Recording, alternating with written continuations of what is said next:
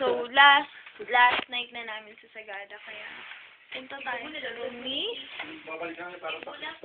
Kuya. Ay, ito. Mas challenging daw yun eh. Ano meron doon? Mas Punta tayo sa room ni Ate. pero mas ano Ray. mas matarik daw yung mga Wait lang ha. sabi ni Kuya, ano.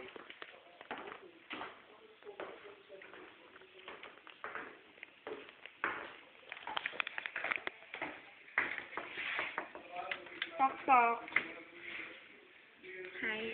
Thanks for the lotion. And, tingin naman sa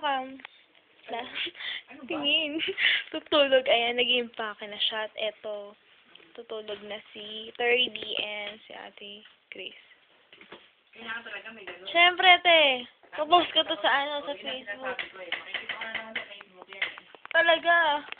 Lahat, ultimo. Pati nga pagtahi ng daliri ko na, andun eh. Ayan, ito yung kwarto. Gora Pandora na yan. Sige, Xiao. Ayan pa. Tututin mo para lumipad. Na. Ayun o. Na. Hay! Parang pala ka. Ito yung nasa kubete, kaya napasigaw ako. Tututin mo para lumipad. Ayan o, yung paro-paro.